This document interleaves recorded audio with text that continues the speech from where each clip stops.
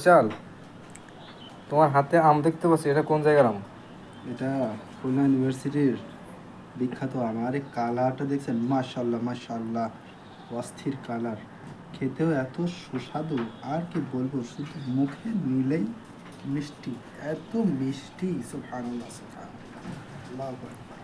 দেখেন কত তুমি একটু সুস্বাদু মিষ্টি। অডিয়েন্সকে খেয়ে দেখাও তো কেমন লাগে। আরে ভাই, এত মিষ্টি কি বলবো, সুবহানাল্লাহ।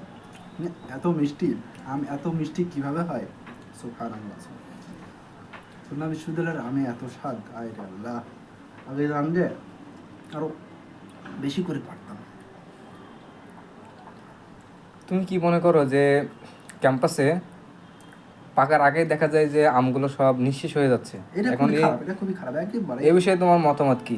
এ বিষয়ে আমার মতামত, আমি বলতে চাই যে যদি একটা টাইম শিডিউল বেঁধে দেওয়া হয় যে এই নির্দিষ্ট সময়ের আগে আম পাড়া যাবে না, তাহলে আমগুলো পরিপক্ক হলে তারপর খাওয়া যাবে, এবং সেগুলো কিন্তু অনেক সুস্বাদু হবে। আমগুলো কিন্তু পোলাপান নষ্ট করে ফেলাচ্ছে, সো ওইগুলো খেতে পারতেছে না। কিন্তু যদি একটু পরিপক্ক হয়, মিষ্টি হবে, খাওয়া যোগ্য হবে, সবাই খেতে পারবে। সুবহানাল্লাহ, এত মিষ্টি, আয় রে আল্লাহ।